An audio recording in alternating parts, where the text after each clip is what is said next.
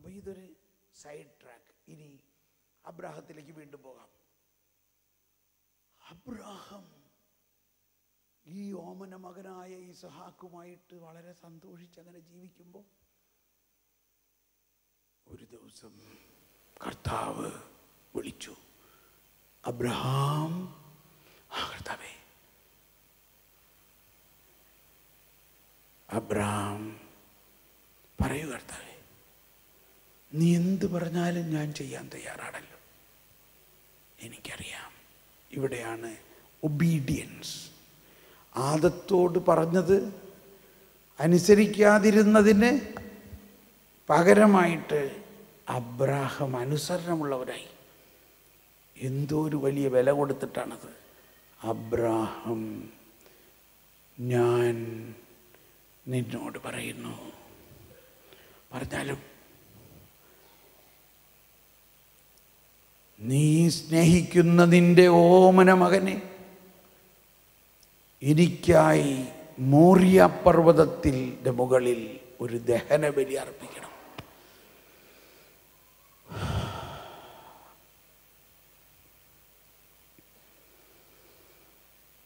ഇത് കേട്ടപ്പോൾ അബ്രാഹത്തിൻ്റെ അകത്ത് വിശ്വാസത്തിൻ്റെ വലിയ ദാനം തുറക്കപ്പെടുകയാണ്.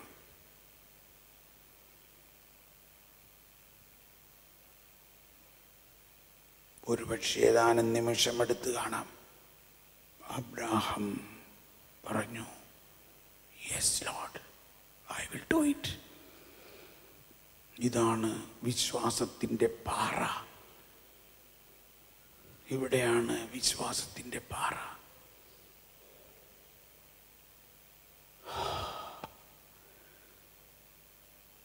അബ്രാഹത്തിൻ്റെ മനസ്സിൽ എന്തെല്ലാം കടന്നുപോയി കാണും. കർത്താവേ, നീ തന്നെയാണല്ലോ പറഞ്ഞത്, നിന്റെ സന്തതിയിലൂടെ ആകാശത്തിലെ നക്ഷത്രങ്ങളെ പോലെ മക്കളെ തരാമെന്ന് പറഞ്ഞ നീ ആ മകനെ കഴുത്തറത്ത് ദഹനബലി അർപ്പിക്കാൻ നീ പറയുമ്പോൾ ഞാൻ വിശ്വസിക്കുന്നു. ഇവിടെയാണ് വളരെ പ്രത്യേകമായ ഒരു കാര്യം മനസ്സിലാക്കേണ്ടത്. എന്തുകൊണ്ടാണ് അബ്രാഹം ഉടനെ സമ്മതിച്ചതും എന്താണ് ആ സമയത്ത് ദൈവം അബ്രാഹത്തിൽ പ്രവർത്തിച്ച വിശ്വാസത്തിൻ്റെ കണ്ടന്റ്, ഉള്ളടക്കം കുറച്ച് കഴിഞ്ഞിട്ട് പറയാം. അബ്രാഹം അതിരാവിലെ കഴുതയ്ക്ക് ജീനിയിട്ട് സാറയോട് പറയാതെ പറഞ്ഞാൽ പ്രശ്നമാവും. ചില കാര്യങ്ങളൊക്കെ പെണ്ണുങ്ങളോട് പറഞ്ഞാൽ പ്രശ്നമാവും. മോനെ ബലിയർപ്പിക്കാൻ കൊണ്ടുപോകണമെന്ന് പറഞ്ഞാൽ പണിയാവോ, സമ്മതിക്കുമോ? പക്ഷെ അതിന് കാരണമുണ്ട് കേട്ടോ. അത് ഞാൻ പറയാൻ വിട്ടുപോയാൽ പിന്നീട് നിങ്ങൾക്ക് മനസ്സിലാവും. വിട്ടുപോയാൽ ഒന്നും കൂടി ഓർമ്മിപ്പിച്ചോ. സാറയോട് പറഞ്ഞില്ല. അബ്രാഹം വേലക്കാരുമായിട്ട് നീങ്ങി. ഇനി മോറിയ പർവ്വതമാണ് പിന്നീട് ദാവീദ് രാജാവിനോട് പറഞ്ഞത്, നീ എനിക്ക് ദേവാലയം ഉണ്ടാക്കണമെന്ന് പറഞ്ഞത് ഈ മോറിയ പർവ്വതത്തിൻ്റെ മുകളിലാണ്. അവിടെയാണ് സോളമൻ ജെറുസലേം ദേവാലയം ഉണ്ടാക്കിയത്. ആ ദേവാലയമാണ് പിന്നീട് ബാബിലോൺ പ്രവാസക്കാലത്ത് നശിപ്പിക്കപ്പെട്ടത്. അവിടെയാണ് യേശുവിന് 46 വർഷം മുമ്പ് അല്ലെങ്കിൽ ആ കാലഘട്ടത്തിൽ വീണ്ടും അത് പുതുക്കിപ്പണിതത്. ആ പുതുക്കിപ്പണിത ജെറുസലേം ദേവാലയത്തിലാണ് യേശു ഫരിസേയരുമായിട്ടൊക്കെ ഉള്ള ചർച്ചകളും. അവിടെയാണ് ഈശോ പറഞ്ഞത്, ഇതും കല്ലുമേൽ കല്ല് ശേഷിക്കില്ല. അത് AD 70 അത് നശിപ്പിക്കപ്പെട്ടു. അത് നശിപ്പിക്കപ്പെട്ട് കഴിഞ്ഞപ്പോൾ മുസ്ലിങ്ങൾ വന്നിട്ട് പറഞ്ഞു, ഇത് ഞങ്ങളുടെ പിതാവ് അബ്രാഹാം ബലിയർപ്പിച്ച സ്ഥലമാണ്, അതുകൊണ്ട് ഞങ്ങളിവിടെ ഒരു മോസ്ക് ഉണ്ടാക്കണമെന്ന് പറഞ്ഞ് അവർ കൈകേറി. അതാണ് ഇന്നത്തെ ഹോളി ലാൻഡിൽ ആ ജെറുസലേം ദേവാലയം ഉണ്ടായിരുന്ന സ്ഥലത്തിൻ്റെ അവസ്ഥ. ആ ഒലിവുമലയും ആ ജെറുസലേം ദേവാലയം മോറിയ പർവ്വതത്തിൻ്റെ താഴ്വരകളും എല്ലാം ഈ അബ്രാഹത്തിൻ്റെ കാലത്ത് അബ്രാഹം തൻ്റെ മകനെയും കൊണ്ട് ബലിയർപ്പിക്കാൻ പോയ ആ പാത തന്നെയാണ്. ആ പാതയിലൂടെയാണ് പല പ്രാവശ്യം ദാവീദ് ഇറങ്ങിക്കയറുകയും ആ താഴ്വരയിലൂടെയാണ് യേശു പിന്നീട് യാത്ര ചെയ്തതെല്ലാം. ആ താഴ്വരയുടെ താഴെ വന്നു 3 ദിവസത്തെ യാത്ര. അബ്രാം ആ 3 ദിവസത്തിൽ എന്തായിരുന്നിരിക്കും ചിന്തിച്ചിരിക്കുക. അബ്രാഹാം 3 ദിവസം തൻ്റെ മകനെയും കൊണ്ട് അവനെ കഴുത്തറക്കാനുള്ള വാക്കത്തിയും അവന് തീ കൊളുക്കാനുള്ള തീയും അവനെ ദഹിപ്പിക്കാനുള്ള വിറകുമായിട്ട് അബ്രാഹാം 3 ദിവസം യാത്ര ചെയ്തത് കർത്താവ് ഈശോ മിശിഹായുടെ 3 ദിവസത്തെ കല്ലറ അനുഭവത്തിന് തുല്യമാണ്.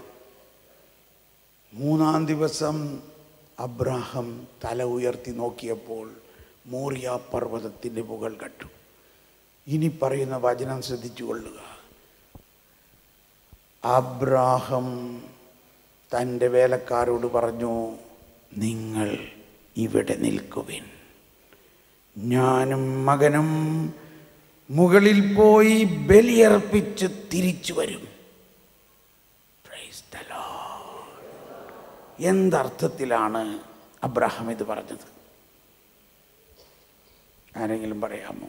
എന്തർത്ഥത്തിലാണ് അബ്രാഹാം ഇത് പറഞ്ഞത്? ഞാനും മകനും മുകളിൽ പോയി ബലിയർപ്പിച്ച് തിരിച്ചു വരും. തിരിച്ചു വരും എന്ന് പറഞ്ഞാൽ ആരൊക്കെ തിരിച്ചു വരും? ഞാനും മകനും തിരിച്ചു വരും. ആരെങ്കിലും പറയാമോ?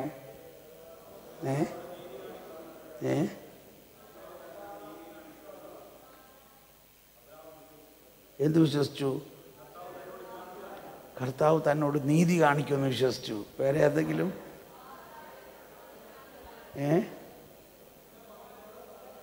തൻ്റെ മകനിലൂടെ സന്താനങ്ങളെ സൃഷ്ടിക്കുമെന്ന് പറഞ്ഞു. പക്ഷെ ഇവിടെ എന്താണ് അതിൻ്റെ പോയിന്റ്? എന്താണ് അബ്രാഹത്തിന് വിശ്വാസത്തിൻ്റെ ദാനം അവിടെ ഉണ്ടായത്?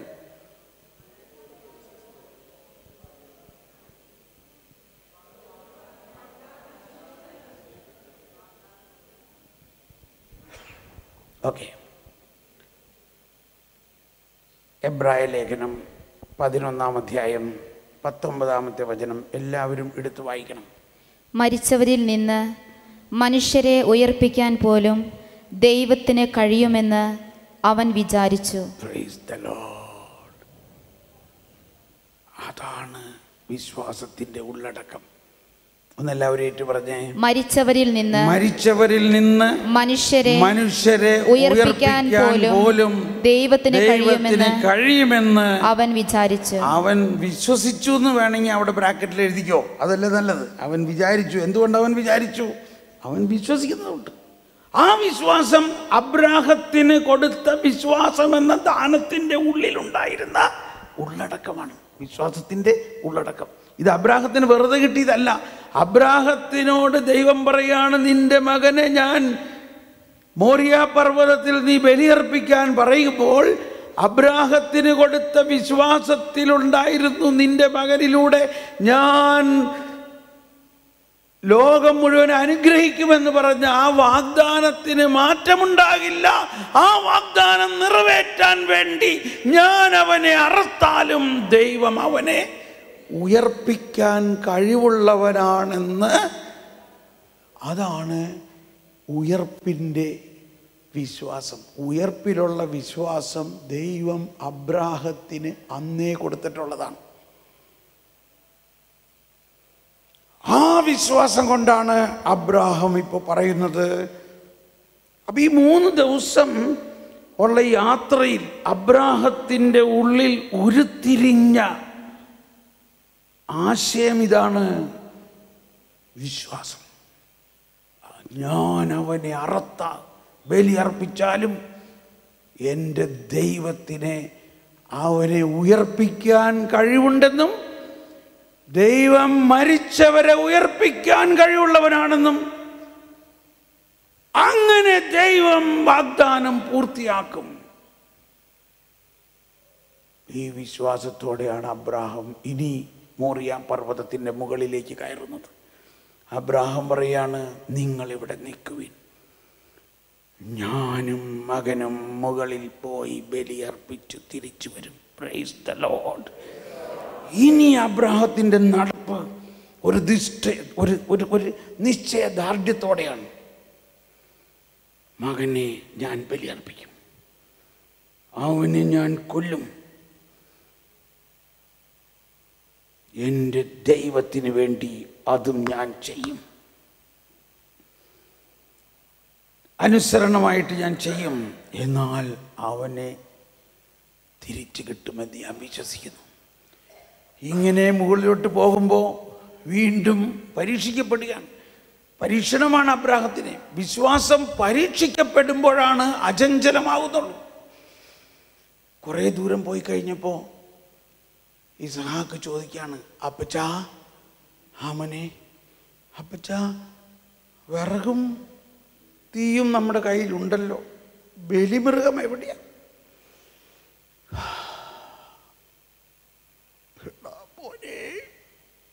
പറഞ്ഞില്ല, നീയാണടാ ബലിമൃഗം എന്ന് പറഞ്ഞില്ല. അബ്രാഹത്തിൻ്റെ ഹൃദയത്തിൽ ഒരു വശത്ത് ഭയാനകമായ വേദന. ഈ വയസ്സുകാലത്ത് ലഭിച്ച ഇത്രയും വലിയ നിധിയായ ഓമന മകനെ, തൻ്റെ എല്ലാമായ ഈ മകനെ, ഓ കർത്താവേ, യെസ്, ഞാൻ തരും, ഞാൻ തരാം, ഞാൻ തരാം, I am ready, again walking. ചിലപ്പോൾ ഒരു പ്രാവശ്യമൊന്നും അല്ല അവർ പറഞ്ഞു കാണുക. അങ്ങനെ അവസാനം മോറിയ പർവ്വതത്തിൻ്റെ മുകളിലെത്തി. മോറിയ പർവ്വതത്തിൻ്റെ മുകളിൽ അബ്രാഹം കല്ലുകളെടുത്ത് വെച്ച് ഒരു ബലിപീഠമുണ്ടാക്കി. ആ ബലിപീഠത്തിൽ വിറക് നിരത്തി. ഇസ്ഹാക്ക് നോക്കാണ്, അപ്പൻ എന്താണ് ഈ ചെയ്യണേ? ബലിമൃഗം എവിടെ? തീ കൊളുത്താനുള്ള തീ അതിൻ്റെ ഒരു വശത്ത് ഇങ്ങനെ കുത്തി നിർത്തി. എന്നിട്ട് അബ്രാഹാം പ്രാർത്ഥിച്ചിരിക്കും, പിതാവേ, ആകാശത്തിൻ്റെയും ഭൂമിയുടെയും സൃഷ്ടാവായ ദൈവമേ, നീ അരുളി ചെയ്ത വാഗ്ദാനങ്ങൾ ഞാൻ വിശ്വസിക്കുന്നു. ആ വാഗ്ദാനങ്ങൾ നീ നടത്തുമെന്ന് ഞാൻ വിശ്വസിക്കുന്നു. എന്നാൽ നീ ആഗ്രഹിക്കുന്ന പോലെ ഞാൻ എൻ്റെ ഏകമകനെ ഇതാ ബലിയർപ്പിക്കാൻ തയ്യാറാണ് എന്ന് പറഞ്ഞുകൊണ്ട് ഇസ്ഹാക്കിന്റെ കയ്യിൽ കയറി ഇങ്ങനെ പിടിച്ചു. ഇസ്ഹാക്ക്, അപ്പച്ചനെന്താ ചെയ്യണേ? മോനെ, നീയാണടാ, നിന്നെയാണടാ ബലിയർപ്പിക്കാൻ പറയണേ. അപ്പച്ചോ, എന്നെ കൊല്ലല്ലേ, എന്നെ കൊല്ലല്ലേ അപ്പച്ചോ, അപ്പച്ചൻ എന്താ ഈ പറയണേ? ഇനിയും ഇത്രയും നാൾ അപ്പച്ചൻ പറഞ്ഞു എന്നെ കർത്താവ് തന്ന ഒരു വലിയ വാഗ്ദാനത്തിന്റെ ഭാഗമാണെന്ന് പറഞ്ഞിട്ട് എന്നിലൂടെയാണ് ആകാശത്തിലെ നക്ഷത്രങ്ങളെ പോലെ സന്താനങ്ങൾ ഉണ്ടാകുന്ന പറഞ്ഞിട്ട് എന്നെ കൊല്ലുന്നു. എന്നെ കൊല്ലല്ലേ. ഇപ്പോഴെങ്കിലും അബ്രാഹത്തിന്റെ മനസ്സിൽ എന്തെങ്കിലും മാറ്റമുണ്ടാകുമെന്ന് കർത്താവ് ഇങ്ങനെ നോക്കിക്കൊണ്ടിരിക്കുകയാണ്.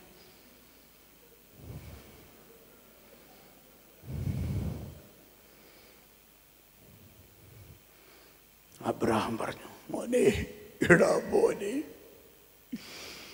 കർത്താവാണെടാ പറഞ്ഞത്. എന്ത് കർത്താവാണ് പറഞ്ഞത്? ഇത്രയും ദിവസം കർത്താവ് പറഞ്ഞു, ഞാൻ കർത്താവ് എന്നെ കൊല്ലാൻ പറയോ? കർത്താവൂല. ഇല്ലടാ മോനെ, അങ്ങനെ പറയല്ലടാ മോനെ, കർത്താവിന്റെ സ്വരം ഞാൻ ശരിക്കറിയാവുന്നതാണ്.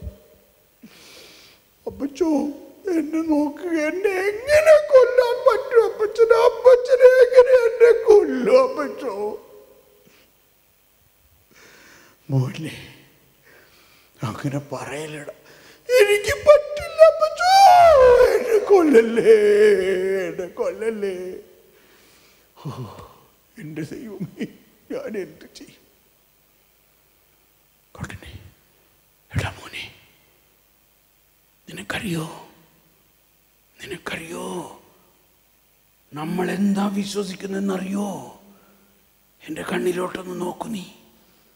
നമ്മുടെ ഈ ദൈവത്തിന് നിന്നെ ഞാൻ കൊന്നാലും മരിച്ചവരെ ഉയർപ്പിക്കാൻ നമ്മുടെ ദൈവത്തിന് കഴിയും. നിനക്കറിയോ അത്? അതാണ് നമ്മുടെ വിശ്വാസം. ഞാൻ മരിച്ചാലും എന്നെ ഉയർപ്പിക്കുമെന്നോ? ഈ സമയത്ത് അബ്രാഹത്തിൽ നിന്നും ഈ വിശ്വാസം ഇസഹാക്കിലേക്ക് അങ്ങ് പ്രസരിക്കുകയാണ്. അതേ മോനെ, ദൈവം സർവാധിപനാണ്, സർവശക്തനാണ്. മരിച്ചവരെ പോലും ഉയർപ്പിക്കാൻ കഴിവുള്ളവനാണടാ നമ്മുടെ ദൈവം.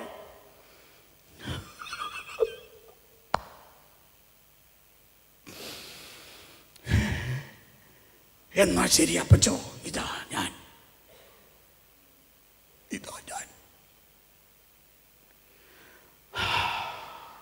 ഇതാണ് വിശ്വാസത്തിൻ്റെ പാറ.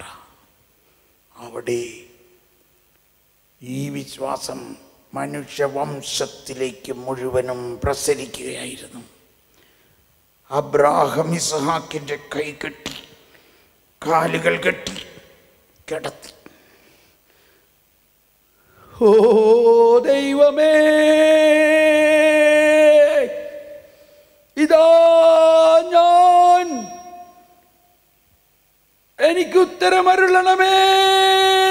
ഇതാ ഞാൻ നിന്റെ ആഗ്രഹമനുസരിച്ച് എൻ്റെ ഏകമകനെ നിനക്കായി ബലിയർപ്പിക്കുന്നു. എന്നാൽ ഞാൻ വിശ്വസിക്കുന്നു, സർവാധിപനായ കർത്താവേ, നീ എൻ്റെ മരിച്ച മകനെ ഉയർപ്പിക്കാൻ കഴിവുള്ളവനാണെന്ന് ഞാൻ വിശ്വസിക്കുന്നു. അങ്ങനെ നീ പറഞ്ഞ വാഗ്ദാനം നീ പൂർത്തീകരിക്കുമെന്ന് ഞാൻ വിശ്വസിക്കുന്നു. കത്തിയെടുത്ത് കഴുത്തിന് വെച്ചുമ്പോൾ ഉടനെ കത്തി ഒരു മാലാഖ വലിച്ചെറിഞ്ഞു. കത്തി എവിടെ പോയി? കത്തി എവിടെ പോയി? കർത്താവേ, എന്താ ചെയ്യണം? ഞാൻ കൊല്ലാം, ഞാൻ ബലിയർപ്പിക്കാം. കത്തി എവിടെ? ഏബ്രഹാം, കുഞ്ഞിന്റെ മേൽ തൊട്ടുപോകരുത്. ഇപ്പോൾ എനിക്ക് മനസ്സിലായി നീ എത്രമാത്രം എന്നെ സ്നേഹിക്കുന്നുവെന്ന്.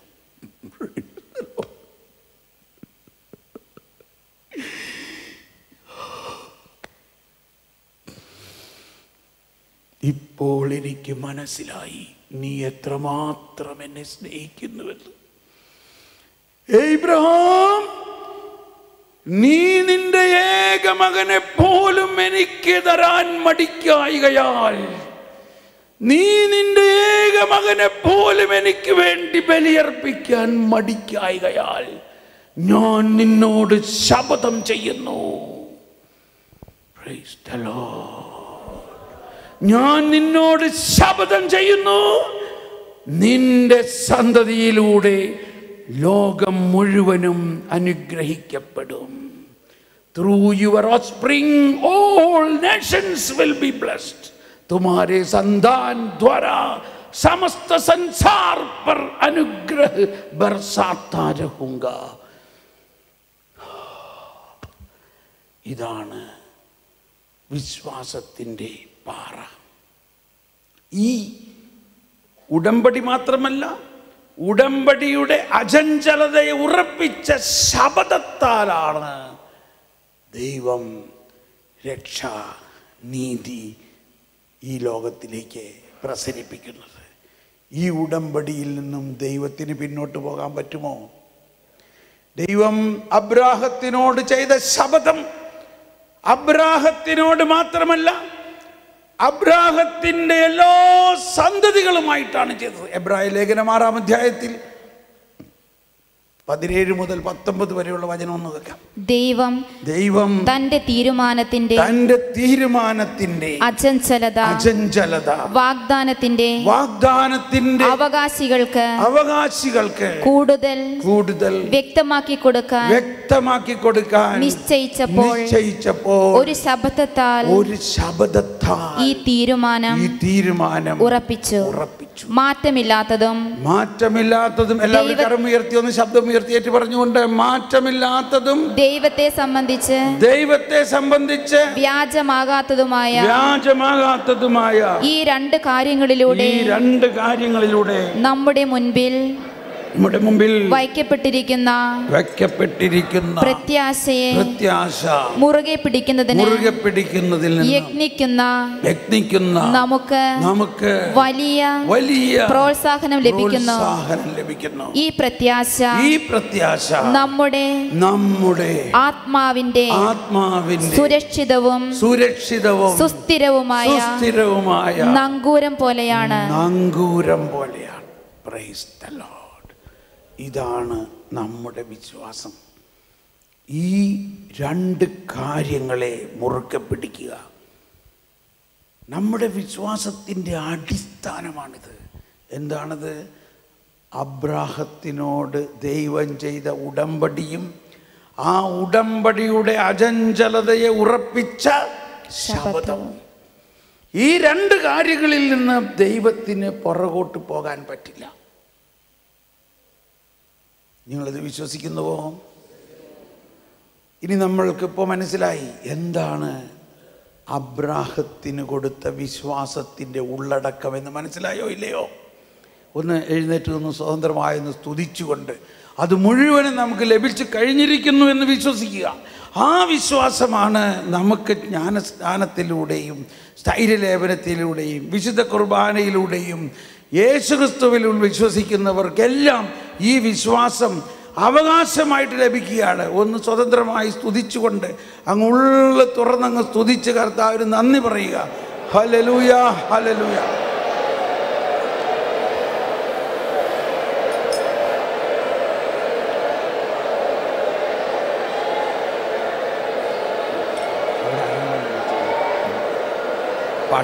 പാട്ടുപാടാൻ വിളിച്ച Shaji Thomas. Hallelujah, hallelujah, hallelujah. പരിശുദ്ധാത്മാവേ കത്തിപ്പടരണമേ. പരിശുദ്ധാത്മാവേ ഈ വിശ്വാസം ഞങ്ങളിൽ ജ്വലിപ്പിക്കണമേ. ഈ വിശ്വാസം ഞങ്ങളിൽ ജ്വലിപ്പിക്കണമേ. ഈ വിശ്വാസം ഞങ്ങളിൽ ജ്വലിപ്പിക്കണമേ. Hallelujah, hallelujah, hallelujah. ഈ വിശ്വാസം ഞങ്ങളിൽ ജ്വലിപ്പിക്കണമേ. Hallelujah, hallelujah, hallelujah. ആത്മാവേ പരിശുദ്ധാത്മാവേ എന്നുള്ള ഗാനം ആലപിക്കുമ്പോൾ ഹല്ലേലൂയ, ഹല്ലേലൂയ, ഹല്ലേലൂയ ഒന്ന് സ്വതന്ത്രമായി സ്തുതിക്കുമ്പോൾ ഇത്രയും കേട്ടതിൽ നിന്നും നമ്മൾക്ക് മനസ്സിലായതും ഈ വിശ്വാസം നമ്മൾക്ക് ലഭിച്ചു കഴിഞ്ഞിരിക്കുന്നു. ഇത് നമ്മളിൽ അങ്ങ് തുറക്കട്ടെ. ഇത് തുറക്കട്ടെ. ഈ പ്രത്യാശയെ മുറുക്കെ പിടിക്കുന്നവർ ആത്മാവിൻ്റെ നങ്കൂരമടിച്ചിരിക്കുന്നു എന്നാണ് പറയണത്. എന്തുകൊണ്ടാണ്? ക്ഷമിക്കണം ഞാനിത് പറയുമ്പോൾ പലരും കാറ്റത്ത് അങ്ങോട്ടും ഇങ്ങോട്ടും പോകുന്നു. കാരണം വിശ്വാസം നങ്കൂരമടിച്ചിട്ടില്ല. നമ്മുടെ ആത്മാവ് നങ്കൂരമടിച്ചിട്ടില്ലെങ്കിൽ വിശ്വാസത്തിൽ നമ്മൾ ചഞ്ചലചിത്തരായിരിക്കും. ഒന്നുകൂടി സ്തുതിച്ച് പ്രാർത്ഥിക്കാം. ഹല്ലേലൂയ. ഞങ്ങളുടെ വിശ്വാസത്തെ ഉറപ്പിക്കണമേ. നിന്നെ വെട്ടിയെടുത്ത പാറയിലേക്കും നിന്നെ കുഴിച്ചെടുത്ത ഖനിഗർഭത്തിലേക്കും ഹലബല ഹലബല ഹലബല.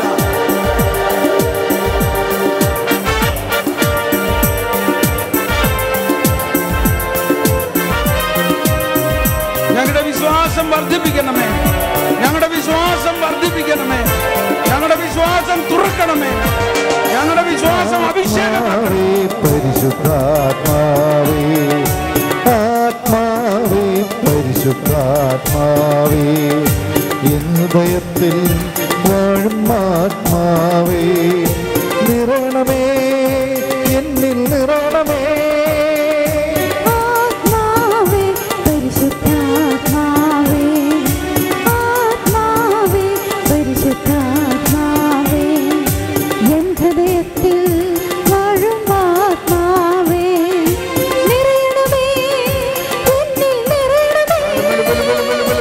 ജീവജലത്തിൻ അരുവിയായി ഉയർപ്പിക്കാൻ കഴിവുള്ളവനാണ് ഞങ്ങളുടെ ദൈവം.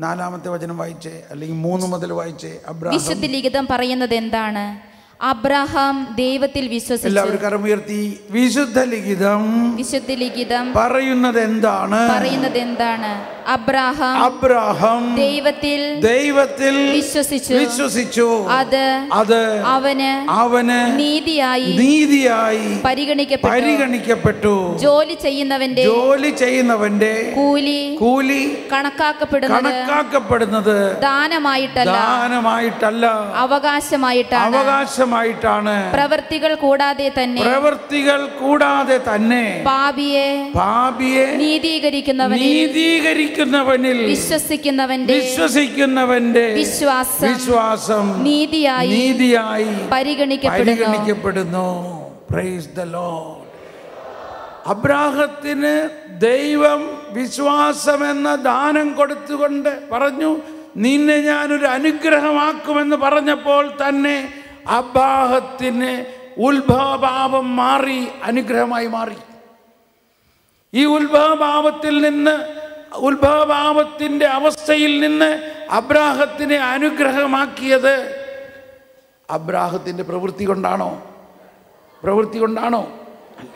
അബ്രാഹത്തിന് കുഞ്ഞിനെ ലഭിക്കാൻ യാതൊരു സാധ്യതയുമില്ലാതിരിക്കെ സാറയുടെ ഗർഭം വരണ്ടിരിക്കുന്ന അവസരത്തിൽ ദൈവം അബ്രാഹത്തിനെ അനുഗ്രഹിച്ചത് അബ്രാഹത്തിൻ്റെയോ സാറയുടെയോ എന്തെങ്കിലും പ്രവൃത്തി കൊണ്ടാണോ? അബ്രാഹത്തിനെ കുഞ്ഞിനെ ബലിയർപ്പിക്കാൻ പറഞ്ഞപ്പോൾ അബ്രാഹം വിശ്വസിച്ചു, ഞാൻ ബലിയർപ്പിച്ചാലും ദൈവത്തിന് അവനെ ഉയർപ്പിക്കാൻ കഴിവുണ്ടെന്ന് അബ്രാഹം വിശ്വസിച്ചതുകൊണ്ട് അബ്രാഹത്തിന് കുഞ്ഞിനെ ബലി അർപ്പിക്കാതെ വന്നില്ല. ഇത് അബ്രാഹത്തിന്റെ പ്രവൃത്തി കൊണ്ടാണോ? അബ്രാഹം അത് ചെയ്തപ്പോൾ കർത്താവ് അരുളി ചെയ്തു, ഞാൻ നിന്നോട് ശപഥം ചെയ്യുന്നു. ഈ ശപഥമാണ് ബൈബിളിലെ മുഴുവൻ്റെയും ഒരു സെൻട്രൽ പോയിന്റ്, ഒരു കോർ, ഒരു കാതൽ. ഒരു ശപഥത്താൽ ദൈവത്തിൻ്റെ ഉടമ്പടിയെ അചഞ്ചലമാക്കി, ദൈവത്തിന് പോലും ഇനി അതിൽ നിന്നും പിന്നോട്ട് പോകാൻ പറ്റാത്ത വിധത്തിൽ ഒരു ശപഥത്താലാക്കി. ഈ ഉടമ്പടിയെയും ശപഥത്തെയുമാണ് മാതാവും സക്രിയായും ലൂക്കായുടെ സുവിശേഷത്തിൽ 1-ാം അധ്യായത്തിൽ മാതാവിൻ്റെ പ്രവചന ഗീതത്തിൽ മാഗ്നിഫിക്കാത്തിൽ മാതാവ് പറയുന്നത് തന്റെ കാരുണ്യം 54 തന്റെ കാരുണ്യം അനുസരിച്ചുകൊണ്ട് അവിടുന്ന് തന്റെ ദാസനായ ഇസ്രായേലിനെ സഹായിച്ചു. നമ്മുടെ പിതാക്കന്മാരായ അബ്രാഹത്തോടും അവന്റെ സന്തതികളോടും എന്നേക്കുമായി ചെയ്ത വാഗ്ദാനം അനുസരിച്ച് തന്നെ. സക്കറിയായുടെ പ്രവചനത്തിൽ 1-ാം അധ്യായം 72 വായിക്കാം. നമ്മുടെ പിതാക്കന്മാരോട് വാഗ്ദാനം ചെയ്ത കാരുണ്യം നിവർത്തിക്കാനും നമ്മുടെ പിതാവായ അബ്രാഹത്തോട് ചെയ്ത അവിടുത്തെ വിശുദ്ധമായ ഉടമ്പടി അനുസ്മരിക്കാനും. കണ്ടോ, അബ്രാഹത്തിനോട് ചെയ്ത ഉടമ്പടിയും ഇംഗ്ലീഷിൽ പറയുന്നത് സോറിങ് ഉടമ്പടി എന്ന് മാത്രമല്ല, ആ ശപഥം അനുസരിച്ചാണ് ഇപ്പം മാതാവ് അത് ഓർക്കുകയാണ്.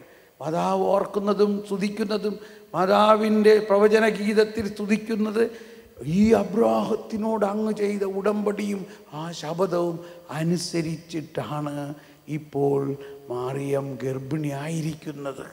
Price the Lord. ആ ശപഥവും ആ ഉടമ്പടിയുടെയും പൂർത്തീകരണമായിട്ടാണ് ഈശോ മനുഷ്യനായി അവതരിച്ചുകൊണ്ട് ഒരു ശപഥത്താൽ നിന്റെ സന്തതിയിലൂടെ ലോകം മുഴുവനും അനുഗ്രഹിക്കപ്പെടും എന്ന് പറയുന്നത്. ഈശോയിലൂടെ ലോകം മുഴുവനും അനുഗ്രഹിക്കപ്പെടും. നീ നിന്റെ ഏകമകനെ എനിക്ക് തരാൻ മടിക്കായകയാൽ നിന്റെ സന്തതിയിലൂടെ ലോകം മുഴുവൻ അനുഗ്രഹിക്കപ്പെടും. ഈ ബോധ്യത്തോടു കൂടി ഒന്നുകൂടി സ്തുതിച്ചേ. പരിശുദ്ധാത്മാവേ നന്ദി. Hallelujah, hallelujah. ഓ പരിശുദ്ധാത്മാവേ നന്ദി. പരിശുദ്ധാത്മാവേ, ഓ പരിശുദ്ധാത്മാവേ നന്ദി. ദൈവത്തിൻ്റെ നിഗൂഢ രഹസ്യങ്ങൾ തുറക്കണമേ. ദൈവത്തിൻ്റെ നിഗൂഢ രഹസ്യങ്ങൾ തുറക്കണമേ. ദൈവത്തിൻ്റെ നിഗൂഢ രഹസ്യങ്ങൾ തുറക്കണമേ. രക്ഷയുടെ രഹസ്യങ്ങൾ തുറക്കണമേ. ദൈവനീതിയുടെ രഹസ്യങ്ങൾ തുറക്കണമേ. Hallelujah, hallelujah, hallelujah. മനുഷ്യന്റെ പ്രവൃത്തിയോ ശക്തിയോ അല്ല, ദൈവത്തിൻ്റെ കരുണയാണ്, ദയയാണ് എല്ലാത്തിൻ്റെയും അടിസ്ഥാനം. പാപിയെ പ്രവൃത്തി കൂടാതെ പാപിയെ നീതീകരിക്കുന്നവനിലുള്ള വിശ്വാസം നീതിയായി പരിഗണിക്കപ്പെട്ടു. ഹല്ലേലൂയ. നമുക്കിരിക്കാം. ഒരു നിമിഷം മൗനമായി ഒന്നുള്ളിൻ്റെ ഉള്ളിൽ നമ്മുടെ വിശ്വാസത്തിൽ ഈ 1 മണിക്കൂർ നേരം കൊണ്ട്, ഈ 2 മണിക്കൂർ നേരം കൊണ്ട് നിങ്ങളുടെ വിശ്വാസം നിന്നെ വെട്ടിയെടുത്ത പാറയിലേക്കും നിന്നെ കുഴിച്ചെടുത്ത ഖനിഗർഭത്തിലേക്കും നോക്കുവിൻ. നമ്മുടെ വിശ്വാസത്തിൻ്റെ ഉള്ളടക്കം ഇപ്പോൾ മനസ്സിലായോ ഇല്ലയോ? ഇത് നമ്മുടെ അവകാശമാണ്. ആകാശത്തിലെ നക്ഷത്രങ്ങളെ അന്ന് അബ്രാഹത്തിന് കാണിച്ചു കൊടുത്ത ആ നക്ഷത്രത്തിൽ ഒരാളാണ് നമ്മളെന്നും. അബ്രാഹത്തിന് ദൈവം ചെയ്തതും അബ്രാഹത്തിലൂടെ നടന്നതെല്ലാം നമ്മുടെ വിശ്വാസത്തിൻ്റെ അവകാശമാണ്. അതാണ് ഗലാത്യ ലേഖനത്തിൽ നമ്മൾ വായിച്ചു കേട്ടു. 3-ാം അധ്യായം 29 കേട്ടത്. നിങ്ങൾ യേശുക്രിസ്തുവിൽ, ഗലാത്യ 3:29, നിങ്ങൾ യേശുക്രിസ്തുവിനുള്ളവരാണെങ്കിൽ അബ്രാഹത്തിന്റെ സന്തതികളാണ്, വാഗ്ദാനമനുസരിച്ചുള്ള അവകാശികളുമാണ്.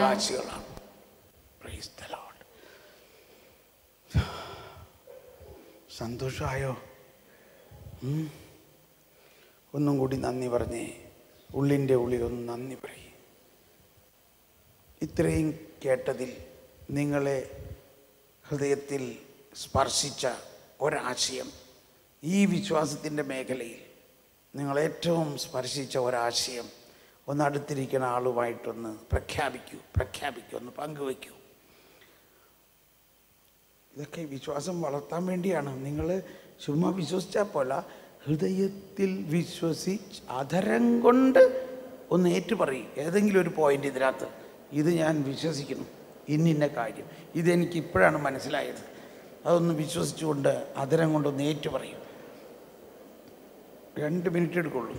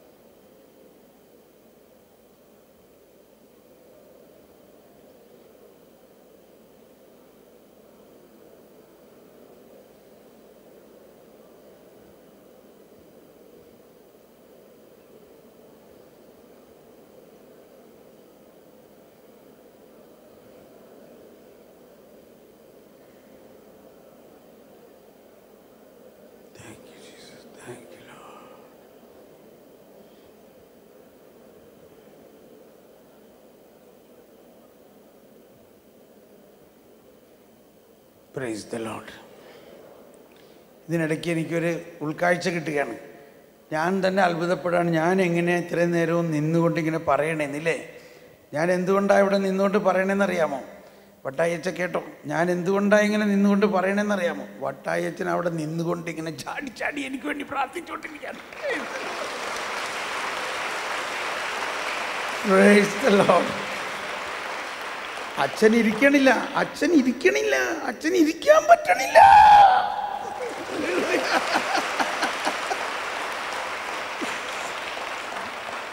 ഒരു ഭയങ്കര കണക്ഷനാണ് എനിക്ക് തോന്നുന്നത്. ഭയങ്കര കണക്ഷനാണ്. കണ്ടോ, എനിക്ക് തന്നെ അത്ഭുതപ്പെടാം, എനിക്ക് ക്ഷീണവും വന്നില്ലല്ലോ, എനിക്കൊരു ക്ഷീണമില്ല. എന്തുകൊണ്ടാണ്? അതാണ് ആ വിശ്വാസത്തിൻ്റെ ഒരു കൂട്ടായ്മയാണത്. ഇപ്പോൾ ആർക്കോ ശക്തമായ തലവേദനയുണ്ട്. ആർക്കാണ് ശക്തമായ തലവേദനയുള്ള ആരോ ഉണ്ട്? ഇപ്പോൾ കർത്താവ് സൗഖ്യപ്പെടുത്തും. ഓടിവാ, ഇപ്പോൾ കർത്താവ് സൗഖ്യപ്പെടുത്തും. ഇനി ആരെങ്കിലും ഉണ്ടോ? ശക്തമായ തലവേദനയുള്ള ആരെങ്കിലും ഉണ്ടോ? ഓടിവായോ, ഇപ്പോൾ കർത്താവ് സൗഖ്യപ്പെടുത്തും. ഇതാ വിശ്വാസത്തിൻ്റെ ഒരു അടയാളമാണ്. Hello hello hello hello hello ഇവിടെ വന്നു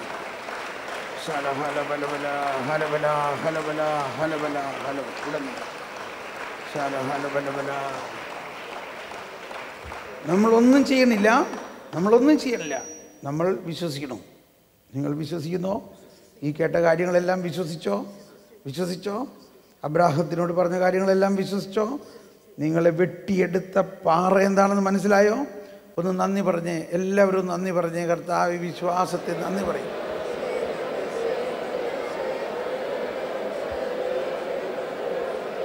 കർത്താവ് അടയാളങ്ങളിലൂടെ പ്രഘോഷണത്തെ സാക്ഷ്യപ്പെടുത്തും, പ്രഘോഷണത്തെ സ്ഥിരീകരിക്കുമെന്ന് പറയുന്നത് ഇതാണ്. Thank you Jesus, thank you Lord. ഇപ്പം എങ്ങനെയുണ്ട് തലവേദന? തണുപ്പായിട്ട് പോയി. തലവേദന ഉണ്ടോ ഇപ്പോൾ? നിന്റെ അടുത്ത് വാ എന്ന് പറഞ്ഞേ. തലവേദന എവിടെ പോയി? തലവേദന മാറി, ഇപ്പം നല്ലൊരു തണുപ്പ്, നല്ലൊരു കുളിർമ മാറി.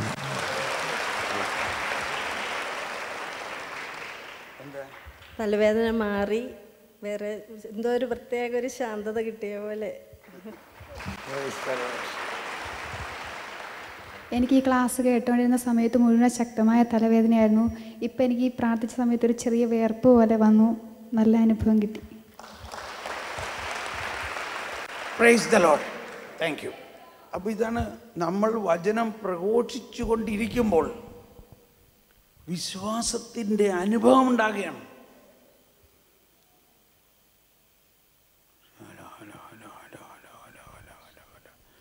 വേറെ ആർക്കോ ഷോൾഡർ പെയിൻ, ശക്തിയായ ഷോൾഡർ പെയിൻ ഉള്ള ആരെങ്കിലും ഉണ്ടോ? ഷോൾഡർ പെയിൻ എന്നാ വായു. ഷോൾഡർ പെയിൻ ഒരു വാക്ക്. ഷോൾഡർ പെയിൻ, ദൈവം ഇത്ര പേരാണ്. ഓക്കെ, ഷോൾഡർ പെയിൻ കണ്ടോ? കർത്താവ് പറഞ്ഞു ഷോൾഡർ പെയിൻ ഉള്ളവരെ സൗഖ്യപ്പെടുത്തുന്നു. ഇവിടെ നീ നിന്നോ, സൗഖ്യം നടന്നുകൊണ്ടിരിക്കുകയാണ്. നിങ്ങൾ അവിടെ നിന്ന് എണീറ്റ് ഇങ്ങോട്ട് നടക്കുമ്പോൾ സൗഖ്യം വരികയാണ്. കാരണം എന്താ? അങ്ങോട്ട് നീങ്ങുന്നോ എല്ലാവരും. ഇതാണ് ഒരു ശുശ്രൂഷ. നിങ്ങൾ അവിടെ ഇരുന്നപ്പോൾ വേദന ഉണ്ടായിരുന്നു, ഇപ്പോഴും ഷോൾഡർ പെയിനുള്ള വേറെ ആരും ഉണ്ട്. പക്ഷേ സംശയമാണ്, അയ്യോ ഞാൻ പോയി ശരിയായില്ലെങ്കിലോ എന്ന് തേച്ച്. പക്ഷെ എനിക്കണ്ട. അപ്പോൾ ഇവർ 1-2 പേര് ഉടനെ ചാടി എഴുന്നേറ്റു. ഇതാണ് അബ്രാഹത്തിനോട് പറഞ്ഞു, നീ പോകാൻ പറഞ്ഞപ്പോൾ അബ്രാഹം ഫസ്റ്റ് സ്റ്റെപ്പ് വെച്ചു. ഉടനെ കാര്യം നടക്കും. കണ്ടോ? ഇവർ സൗഖ്യമാകുമെന്ന് വിശ്വസിക്കുന്നുവോ? ഒന്ന് സ്തുതിച്ച് കർത്താവിന് നന്ദി പറയുക. ഇത്രയും കേട്ട കാര്യങ്ങളെല്ലാം യേശുവേ സ്തോത്രം.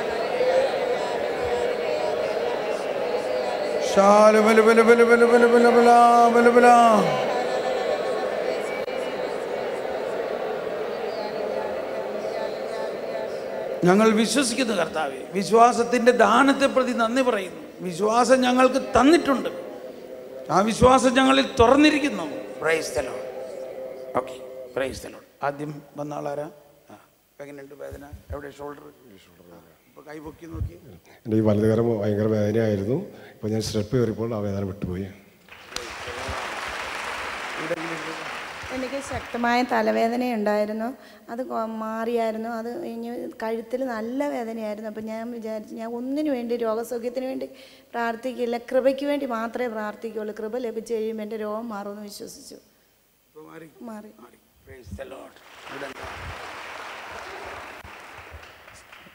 ബ്രദർ തലവേദനയുടെ കാര്യം പറഞ്ഞപ്പോൾ ഞാൻ വിചാരിച്ചു എനിക്ക് ഷോൾഡറിനാണ് പെയിൻ ഉള്ളത്. ഷോൾഡറിൻ്റെ പെയിൻ പറയുകയാണെങ്കിൽ വിശ്വസിക്കാമെന്ന് ഞാൻ മനസ്സിന് തോന്നി. ആ സമയത്ത് തന്നെ ഫസ്റ്റ് ഷോൾഡറിൻ്റെ പെയിൻ ചോദിക്കുകയും പറയുകയും ചെയ്തു. പ്രാർത്ഥിച്ചുകൊണ്ടിരിക്കുന്ന സമയത്ത് ഷോൾഡറിൻ്റെ പെയിൻ മാറി.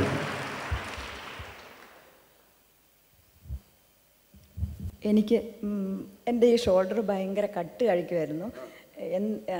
കുറേ കഴിയുമ്പോൾ പോകും എന്നുള്ളൊരു വിശ്വാസം ഉണ്ടായിരുന്നു. പിന്നെ ഞാൻ അബ്രാഹത്തിൻ്റെ ആ ബലിയെക്കുറിച്ച് അതെനിക്ക് ഒത്തിരി ഇഷ്ടമായി. അപ്പം അത് കഴിഞ്ഞ് ഇത് മറന്നുപോയി. അപ്പം ബ്രദർ പറഞ്ഞപ്പോഴാണ് ഓർത്തത്. എനിക്ക് ഞായറാഴ്ച മുതൽ എൻ്റെ ഈ കഴുത്തിൻ്റെ 2 പള്ളിക്കും ഭയങ്കര വേദനയായിരുന്നു. അപ്പോൾ ബ്രദർ ഇപ്പോൾ പറഞ്ഞപ്പോൾ ഞാനും വിചാരിച്ചു തലവേദന. എൻ്റെ അടുത്തിരുന്നവർ പറഞ്ഞു എഴുന്നേറ്റ് പോയി. ഞാൻ തൈലമൊക്കെ തൂത്തോണ്ടായി ഇരുന്നിരുന്നത്. അപ്പോൾ എഴുന്നേറ്റ് ചെന്ന് പറയാം. ഞാൻ പറഞ്ഞു എനിക്ക് പെടലിക്കാണ് വേദന, തലയ്ക്കല്ല എന്ന്. അപ്പം ഞാൻ അന്നേരം തലയെ തൂത്തുകൊണ്ട് പ്രാർത്ഥിച്ചു, എൻ്റെ ഈശോയെ ഇപ്പോഴും എനിക്ക് എൻ്റെ ഈ ഷോളറിൻ്റെ വേദന മാറി ഞാനിപ്പോൾ ബ്രദറിൻ്റെ അടുത്ത് വന്ന് ഇവിടെ ഈശോയുടെ അടുത്ത് വന്ന് സാക്ഷ്യം പറഞ്ഞോളാം എന്ന് നേർന്നു. അപ്പോൾ എനിക്ക് മാറി. എനിക്ക് 2-3 മാസമായിട്ട് ഈ ഷോൾഡറിന് ഭയങ്കര വേദനയായിരുന്നു. ഇങ്ങനെ ഇപ്പോൾ സ്തുതിക്കാൻ പറയുമ്പോഴേക്കും ഇങ്ങനെ പൊക്കാനായിട്ടൊക്കെ എനിക്ക് ഭയങ്കര പ്രയാസമായിരുന്നു. ഇപ്പോൾ നല്ല കുറവ് തോന്നുന്നുണ്ട്. ഇവിടെ ഇങ്ങനെ പെടലി വെട്ടിക്കിടക്കുകയായിരുന്നു മാസക്കണക്കിനായി. അപ്പോൾ അത് വേദന അവിടെ ഇരുന്നോട്ടെ എന്ന് വെച്ച് ഞാനിങ്ങനെ ഇരിക്കുകയായിരുന്നു. ഇപ്പോൾ ഒരാൾ കൂടി ഉണ്ടെന്ന് പറഞ്ഞാൽ ഞാൻ പെട്ടെന്ന് എഴുന്നേറ്റ് പോയി. ഇപ്പോൾ അവിടെ വേദനയൊന്നുമില്ല. എൻ്റെ ഈ പെടലിക്ക് നല്ല വേദനയുണ്ടായിരുന്നു. 2-3 ദിവസമായി തുടങ്ങിയിട്ട് വേദന. ഇപ്പോൾ ആ വേദന കുറവുണ്ട്. जय बोलो यीशु मसीहा की जय बोलो यीशु मसीहा की जय बोलो. Praise the Lord. ശാന്തമാകാം. നമ്മളിനിയും ഇപ്പോൾ നമ്മൾ ഭക്ഷണം കഴിക്കാൻ പോവുകയാണ്. ഭക്ഷണം കഴിക്കാമല്ലോ അല്ലേ? ഭക്ഷണം വിളമ്പാനുള്ളവർ പോകാം. ബാക്കിയുള്ളവർ അല്പസമയം ഇരുന്ന് ഈ കേട്ട കാര്യങ്ങളൊന്നും കൂടി